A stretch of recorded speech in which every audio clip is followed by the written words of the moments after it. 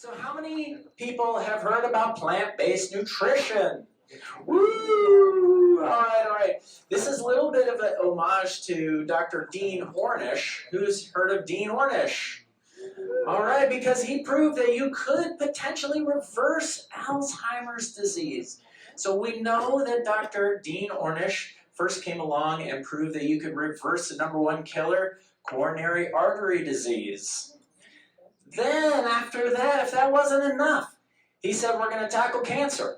So he took people who had early stage prostate cancer who decided to not do surgical treatments, and he proved that you could reverse early stage prostate cancer. Okay, so he's tackled coronary artery disease, then he tackled cancer. Then he said, well, you know what, I'm going to tackle aging. So he put people on a plant-based diet with exercise and a multimodal program, and proved that they could increase the length of telomeres, the hallmark of aging, which is telomeres, caps of DNA that slowly get shorter as you age.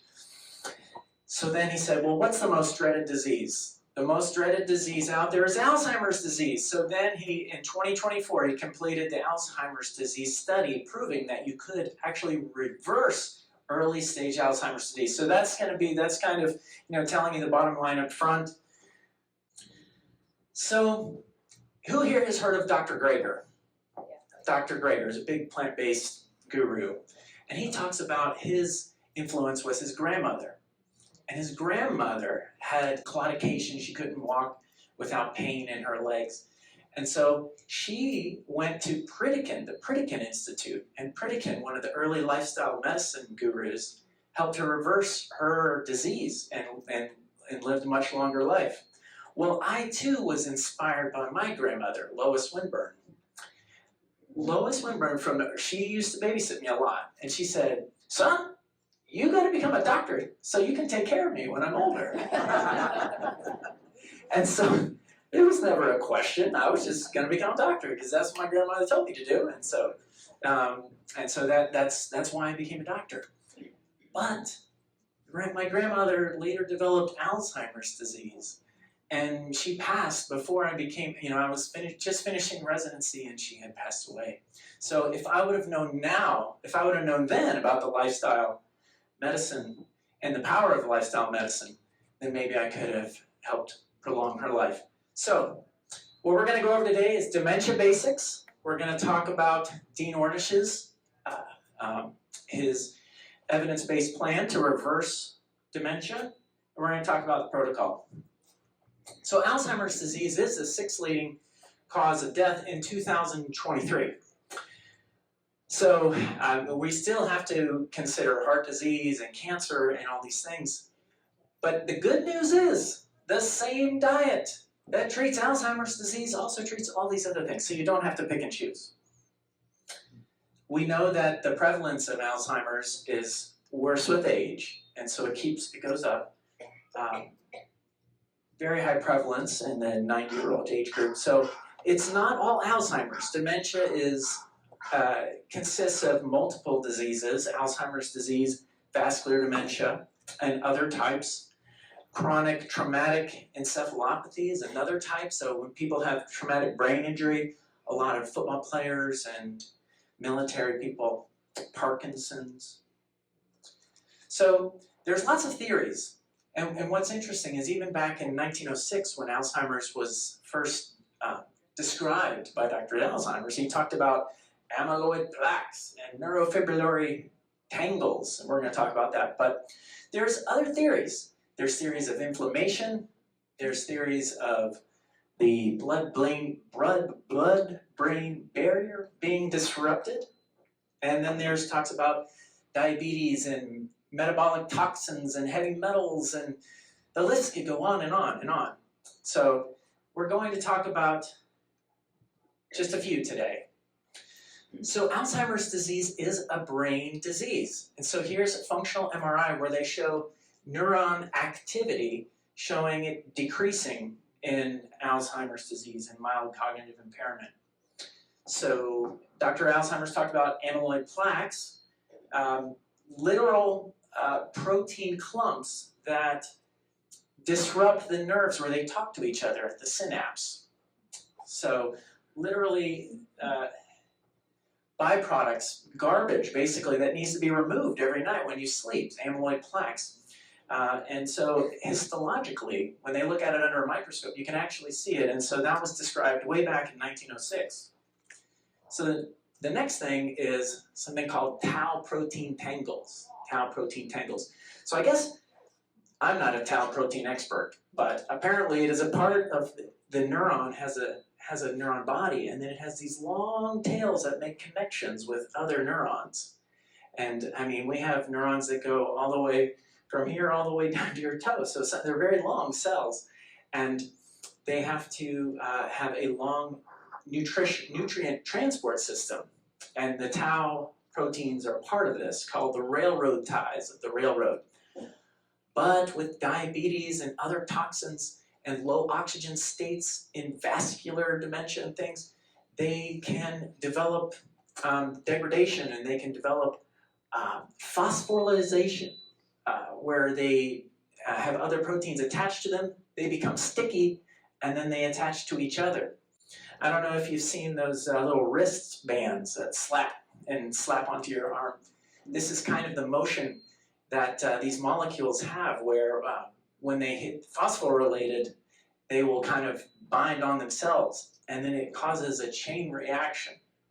So this is very problematic. So you can actually see them under a microscope when trained pathologists can see them.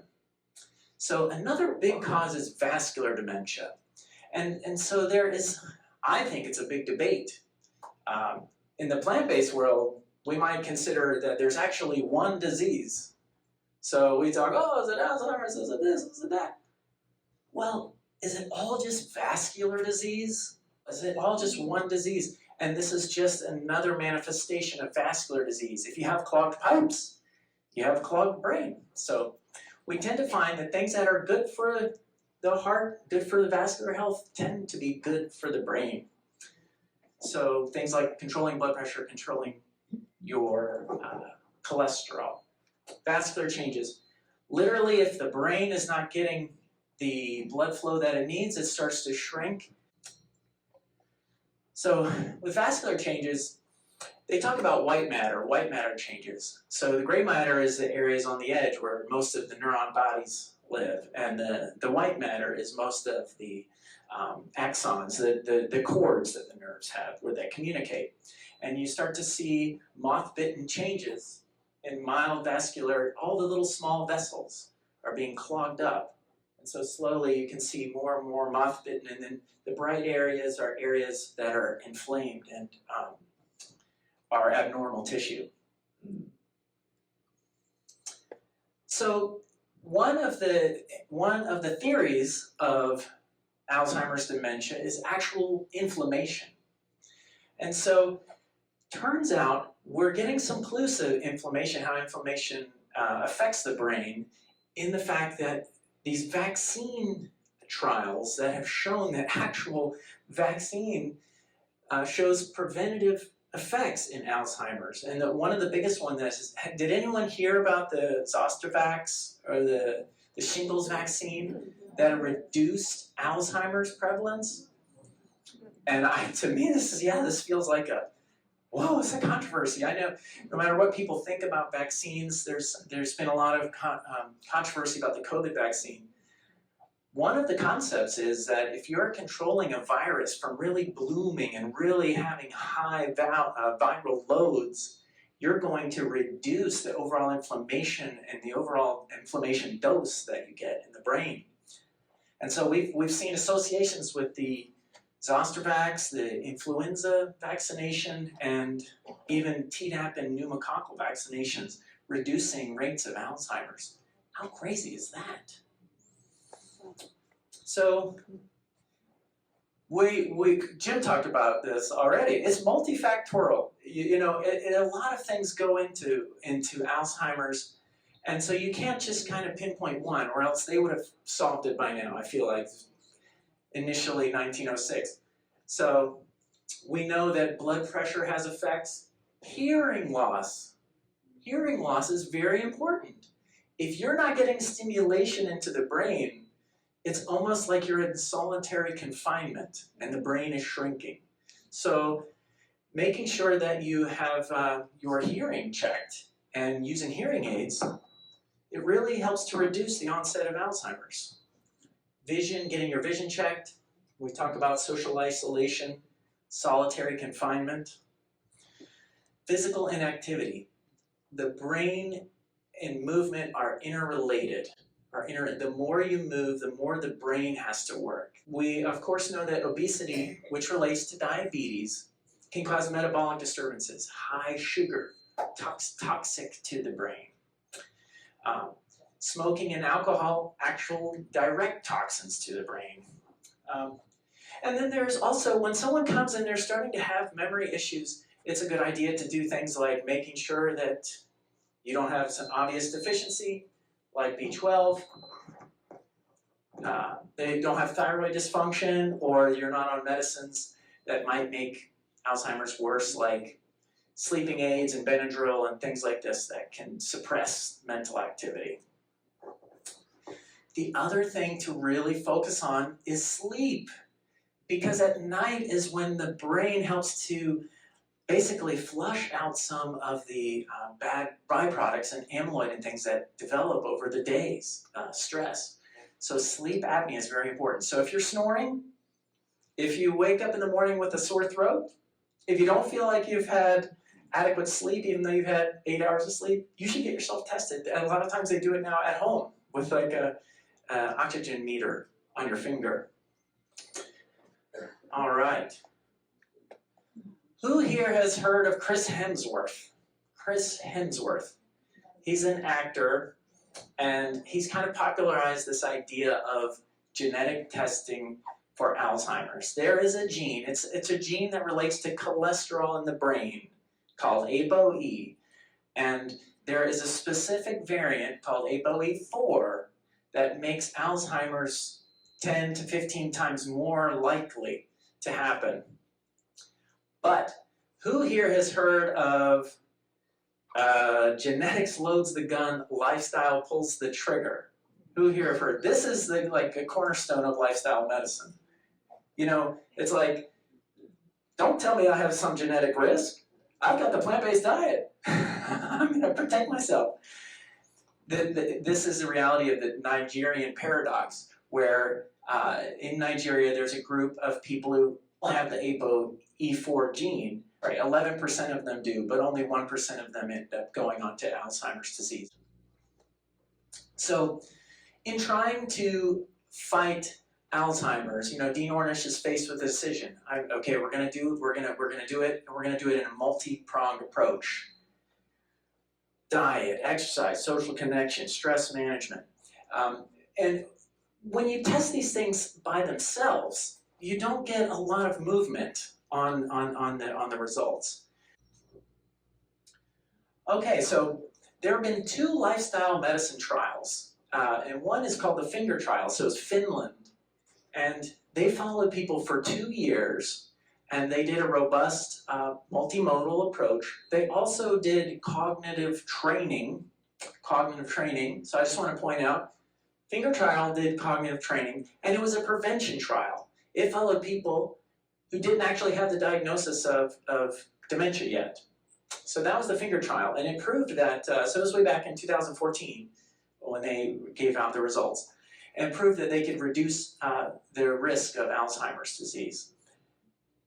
But the Ornish Trial was, they actually took people who had dementia, just the very beginning of cognitive impairment, and showed that you could reduce it, improve it. So finger study, 25% reduction in cognitive impairment. People going on to develop cognitive impairment during the 2-year study. And they also had reductions in heart attacks and strokes and TIA, transient ischemic attacks. So the Ornish study was a much smaller study. And they did it during COVID, so there was a little bit limited. So they only had 51 people.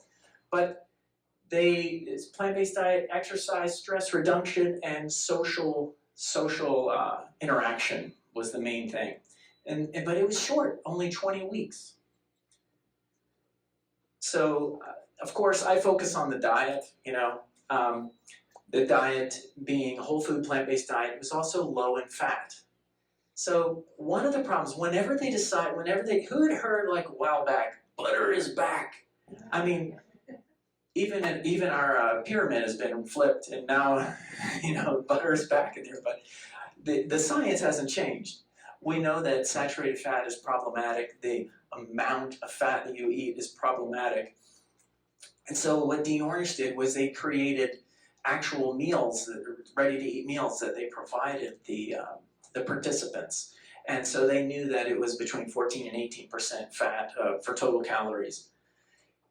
Now, one of the things I'm a little sad about is they also included a supplement plan. And why am I sad about this? Well, when they do single studies on most of these supplements, they tend to fall short. There's mixed reviews, and I don't want this to be, I don't want the message you take away that, oh man, I better do a bunch of supplements, because that's not what the key is the whole food plant-based diet, the exercise, and all the stress management and social interaction. But it was one of the things they included, and but for instance, the Finnish study, the finger study, did not include supplements. And so they proved that you could reduce chances without supplements. So exercise, 30 minutes per day, but it was only walking in terms of the aerobics.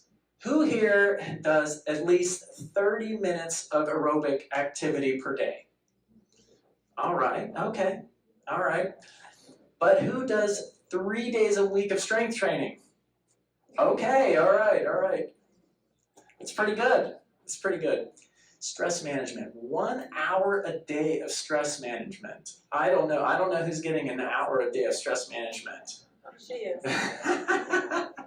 Are you a yoga instructor? Yes. Awesome. Yes. Well, we need to be going to your class at least 1 hour a day. For some stretching, breathing exercises. So there was also the social support. The way they did the social support is they met up in groups 3 times a week. And so it was Zoom. So they could all be, they didn't have to be in the same room. Also, it was COVID, so that was a thing. But they had a lot of classes focusing on, improved relationships and this kind of thing. So they used cognitive tests to prove that people weren't backsliding. But they also used biological markers. So they talk about the amyloid plaques. I feel weird here. They talk about the amyloid plaques. Well, by getting good sleep and getting good, by doing all the aspects of this study, they proved that amyloid plaques were clearing. How did they prove this? That the amyloid increased in the blood. It was being cleared from the brain, so it increased from the blood to be passed on.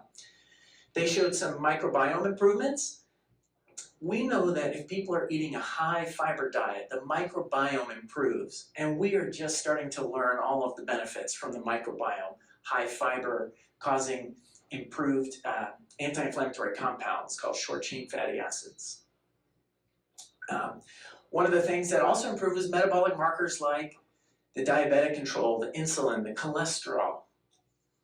So I actually had pulled up what these various cognitive tests, because this just looks like lines, but who's ever taken some of these tests, like the mini mental status exam, or been at their doctors, and the doctor's making you remember things or count backwards from 100, spell the word world backwards? Oh my gosh, it gives me anxiety just thinking about it. So yeah, who's had to do some of these types of tests? Yeah. So yeah, these are tests that are run, some of the clinical dementia rating, cognitive subscale. So they proved, what they saw was that in the control group mostly got worse. And in not everybody in the intervention group, there were some in the intervention group that worsened. But for the most part, most people improved slightly.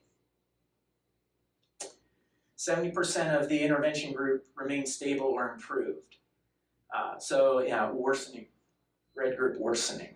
So, but the real thing that Dr. Greger has he has a YouTube channel called nutritionfacts.org, and if you search nutritionfacts.org testimonials, Alzheimer's testimonials, you'll actually hear some of these testimonials.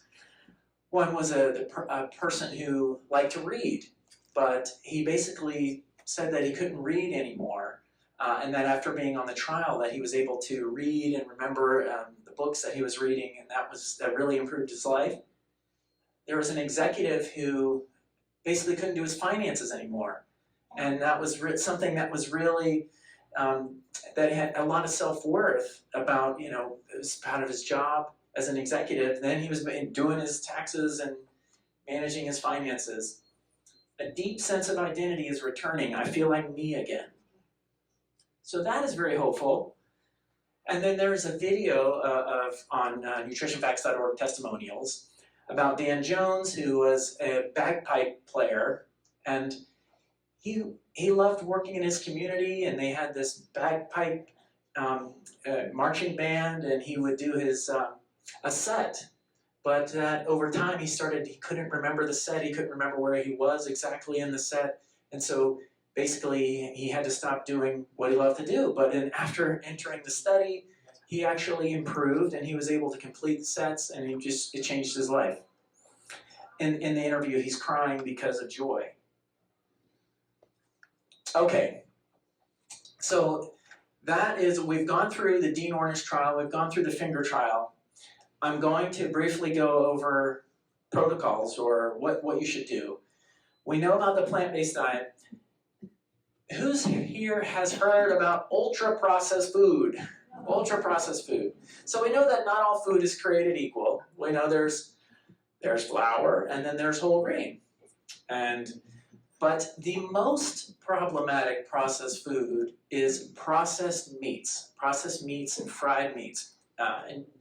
And then the next most bad processed food for your body are sweetened beverages. So those are the worst. We're going to take a brief detour in something called advanced glycation end products. So in terms of toxicity, one of the benefits of the plant-based diet is it's very low in AGEs, these compounds that literally age you, called advanced glycation end products. Mostly in meats, and then things that are charred or fried. So by being on a plant-based diet, you kind of avoid much of that. And so that is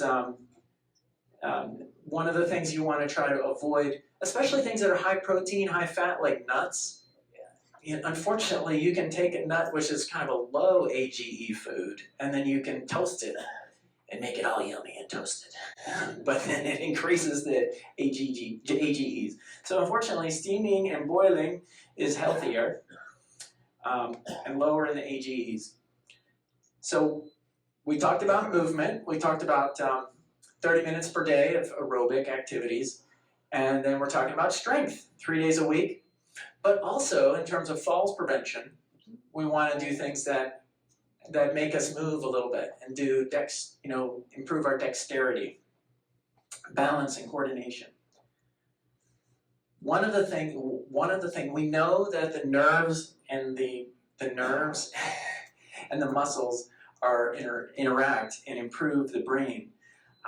But one of the ways it does this is by producing a chemical called BDNF. BDNF, which is like miracle grow for the brain. So it's an actual compound that is increased by exercise. We want to make sure that at night we are getting good sleep to help clean out the brain from the daily toxins that form.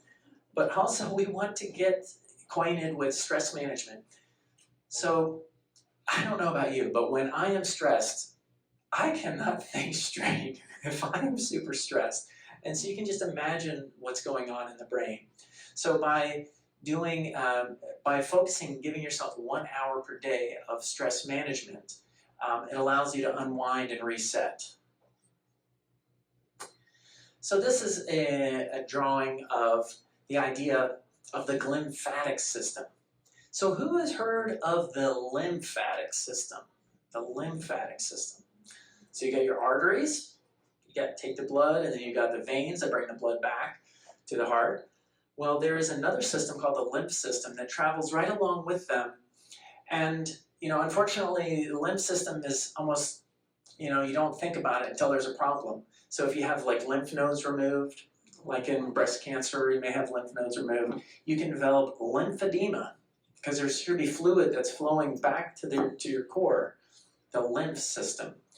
And so one of the things that the lymph system does is clean out toxins from the brain at night.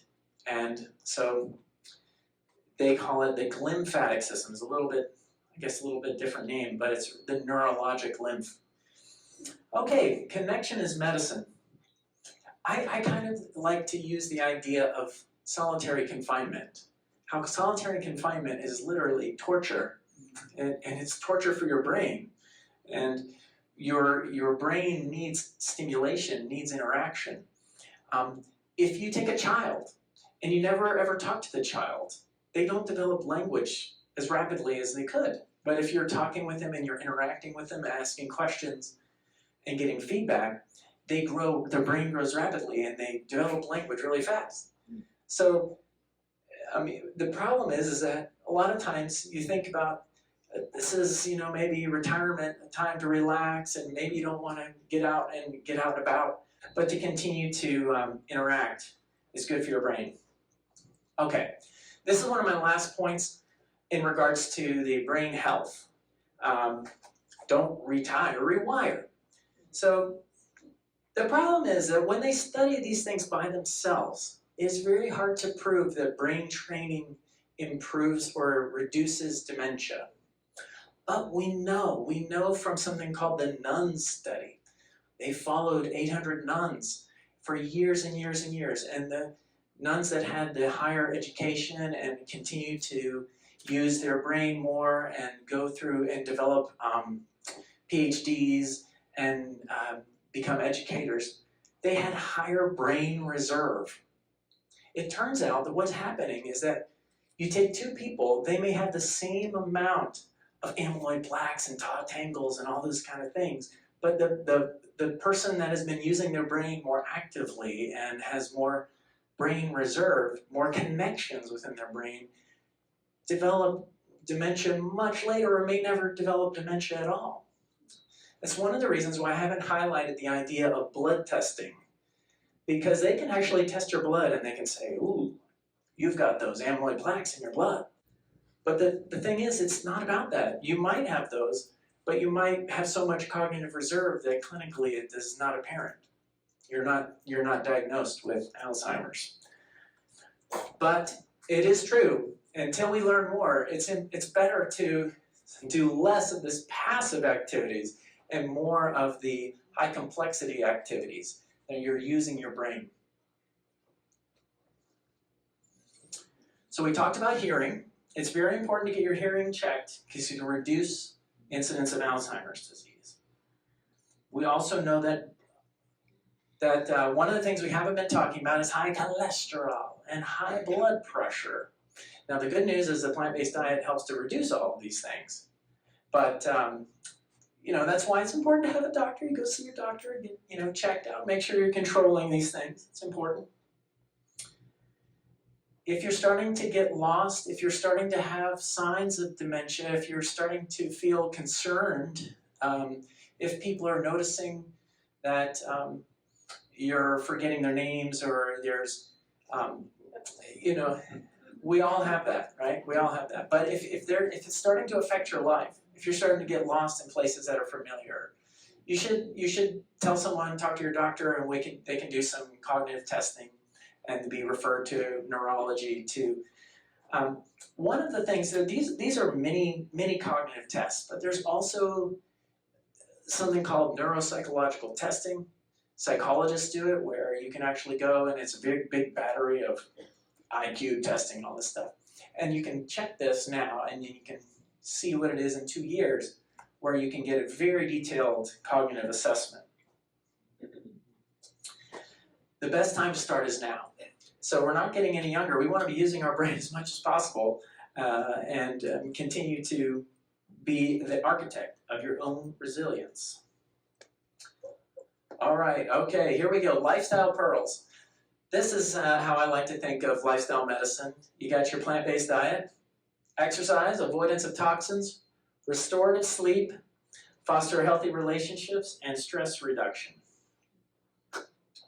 Okay, that is it. I just want to say thank you so much for having me here. I am open for questions, and I just wanted to thank Tweet and Jim and for people inviting me here. And it's really special that I'm here, and I need to be here more in the villages. This is intense.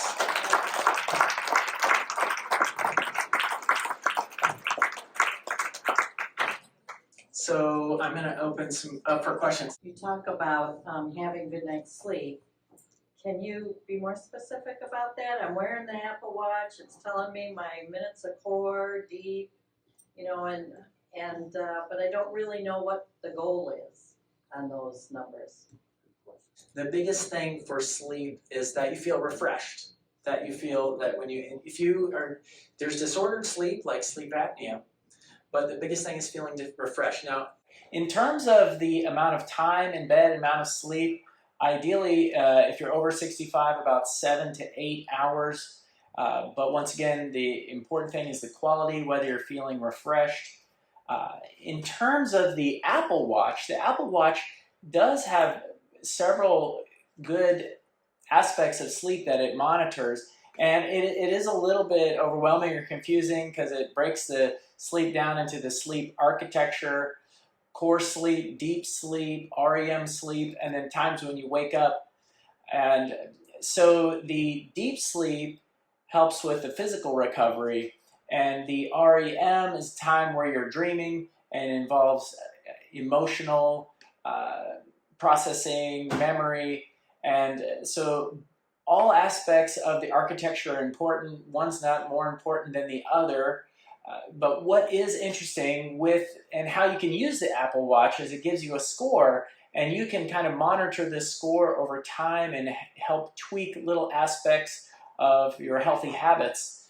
The score is broken down into 3 numbers, and it's 1 to 100, and it gives more weight to duration. So 50 points to getting your full hours of sleep, say 7 hours. The next one is sleep consistency. It gives 30 points. And so it's important to get a consistent night's sleep because that matters over time. The next thing, or the last thing, is sleep efficiency or fragmentation. How many times are you getting up in the middle of the night, say to go pee, or how you're waking up?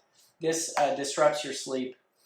And so once again, the watch is helpful because it can help you gamify it, or it gives it a number and help you identify potential triggers, whether you are drinking caffeine late at night, or how alcohol affects its stress, how anxious are you, how travel affects, and things like that. But the goal is slow improvement over time in identifying triggers that disrupt your sleep. We all have the scenario most people can fall asleep when they're tired, but then 3-4 hours go by and maybe they get up, they gotta pee or something, you go back to bed, and then you can't get back to sleep. And you're like, oh my gosh, I gotta wake up in 2 hours, and it starts to cause you to feel stressed. So that is super common. This is called maintenance insomnia. Now, I know that this is a real problem because as a family doctor, sometimes doctors are my patients. And one time, I actually had a sleep doctor. And, what's your blood pressure? Tell me about this and that. He said, Doc, I had this problem. I go to bed, I can fall asleep, then I wake up 3 or 4 hours later, and I can't get back to sleep. And this is a sleep doctor asking this. So what as a family doctor, I try to normalize everything. Oh, that's normal. Everybody has that. And I really feel like it's true. Many people suffer with this. And so the key is that when you wake up in the middle of the night, to just know that this is very normal. There's nothing wrong with you. Just, pee, get up, do whatever you have to do. Do something that's mildly, you don't want to stimulate yourself too much. And then, get back to sleep. And hopefully, If you can get 1 or 2 more hours of sleep, then that's gravy. You know, the main treatment is actually trying to give yourself more time to fall asleep slightly earlier, a little bit earlier in the night. Unfortunately, that's the main treatment. But getting excited and getting stressed about it is not helpful. There's things like guided meditation and things you can listen to try to help relax, box breathing and stuff like that. But you don't want to be taking a bunch of medicines that are addictive or make you groggy in the morning. So, okay, we have a question over here. I'm probably loud enough. Can you grill your vegetables with the gas grill? Because you said that's not a good way, but that's what I'm doing a lot in the summer. Repeat the question. I'm going to repeat the question. The question is, can you grill your vegetables? Will your AGEs be through the charts if you could grill your vegetables? And so the answer is, if that's the only way you're going to eat your vegetables, grill those freaking vegetables. Grill them up. I mean, we can feel pretty good about ourselves if we're eating the plant-based diet, because I have failed to provide the levels, but when we're talking about a hot dog or something, that AGEs is like 20,000, milligrams or units of AGEs, and if you have a grilled vegetable, it's like 100 or something versus 5 from the regular zucchini or something, and it's 100. I'm just wondering, in your practice, when someone new comes into your practice, what sort of tests are you recommending? Like, we all get our cholesterol checked, our weight, that's about it. So what would you recommend? So basic labs like cholesterol and blood sugar testing, thyroid. In terms of nutritionally, vitamin B12 is the main thing for vegan. If you're vegan, plant-based, the number one sin is to be B12 deficient, because that is the only nutrient that you wouldn't receive from a plant-based diet. So the labs would include B12. I like to monitor vitamin D. The main benefit of having a plant-based doctor is being able to educate you on on how to be plant-based, the problems that tend to be related to being plant-based, and knowing that there's reversible disease, and using lifestyle medicine first as opposed to putting you on a medication first. You talked about us getting lots of our calories from carbohydrates. And I know that there's different kinds of carbohydrates. There's the whole food carbohydrates or the ultra-processed carbohydrates. I wonder if you could talk about that, please. Yes, so the question is about carbohydrates and the whole food. So the best diet in the world is the whole food, plant-based diet with no salt, oil, or sugar. So we know that this is the right way to eat. We do know that ultra-processed food causes problems. And so whenever you're processing a food, you're taking away the fiber. And we know fiber is like one of the the nutrients that we're deficient in. All Americans are deficient in fiber, getting like, say, 15 grams of fiber, when we should be getting like 35, 50 grams of fiber. We should be pooping like a champ.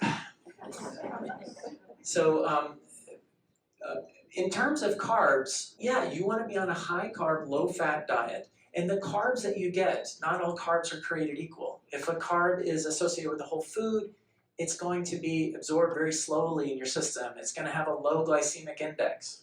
For things that are really highly processed, you highly absorb them really fast, it becomes a metabolic emergency.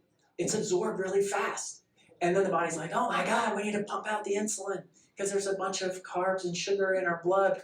It's a metabolic emergency, as opposed to something that is absorbed very slowly. It's presented to the body in a very easy way. I use the analogy of the restaurant that gets patrons to come in one at a time. The chef is making them the food and they're getting it out just appropriately, real easy. But if a bus pulls up outside a restaurant and a million people start coming in, where it's like we have our hair on fire, we're really... Metabolic processes in these situations tend to be maybe inefficient, or there could be toxins build up and this kind of thing. So you want to be eating, in general, if you're eating food in a whole form, it's generally very safe and your blood sugar spikes will be very minimal. But if you're eating a lot of, instead of fat from nuts and seeds, you're getting your fat from oil. Not only do you get the caloric rush, you get the lipemic rush. You get that oil right into your system, causing problems that might cause clumping of the blood and higher blood pressure, all sorts of problems. So yes, you want to get your diet whole food plant-based diet. Last question is, stand up, why don't you just say it real loud? Okay, a simple question, this might be unpopular. What's your take on alcohol consumption? I know there's a lot of talk about that, but it's usually not addressed. Alcohol. I want people to have a good time, but we know that we used to think that alcohol was healthy. And that was because of this U-shaped curve. So there was a U-shaped curve with alcohol. And they so that people were drinking a ton had more mortality. And then it got down to this Goldilocks zone where, hey, if people are drinking just 1 or 2 drinks a day, you know, no effect on mortality. And then if you had less than that, you had a higher mortality. And they assumed it was right because the U-shaped curve has been seen a lot in, just like the bell curve is seen a lot. Bell curves, this U-shaped curve. Well, it turns out the people who weren't drinking, and if they got rid of the people who were so sick, they were in the hospital and they, you know, had hideous Crohn's disease and all these people who were really diseased who were not drinking because they were so sick. If they got rid of that, then all of a sudden they ended up with a mortality curve that was a straight line. The more you drink, the more cancer, the more cirrhosis, the more addictive behaviors that you continue to do. So we do know that there's no Goldilocks zone for alcohol except for 0. You know, so Debbie Downer is here. Douglas Downer, alcohol, you want to try to avoid it. You want to do mocktails. And just like when I started the vegan diet, you know, I said, oh my gosh, what am I going to eat now? You know, because normally you center all your meals. You're like, if you're a carnivore, you're like, what are you going to have for dinner? Oh, I'm going to have chicken, have a little potato on the side, and a little steamed vegetable. You know, and so someone asks you, what are you having for dinner? And you say, oh, I'm having lasagna. And you can just picture the, you know, but when you go vegan, then all of a sudden you have to switch your paradigm. And you have to base all your meals on your carb. Say, what are you eating for dinner? I'm having sweet potatoes. What are you eating for dinner? I'm having spaghetti. You know, you're basing it on the carb.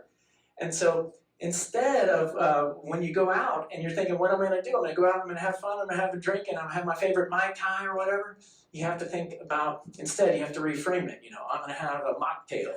You know, I'm going to go out, or, you know, reframe these ideas of using alcohol as this fun destination. You know, you have to start to reframe it. That's the healthier way. Alrighty then, let's thank Dr. Harrington, folks. Would you stay after for a couple of questions? Yes, and Dr. Harrington said that he would stay after for a couple of personal questions, so if you want, you can just come up. Folks, thank you very much. We'll see you next month. Aloha! My name is Dr. Scott Harrington. I have a vegan practice since 2020. I started, I'm a family doctor trained in the Army, and yay, go Army, beat Navy. So I now do telemedicine in 16 states. And so if you happen to be in Georgia or California or Massachusetts, you can still be my patient. So, so those are all the states that I'm in. I am in Pinellas Park, Florida, just north of St. Pete, if you want to be seen in person. Otherwise, you can do telemedicine. And I do accept insurance, as well as cash pay.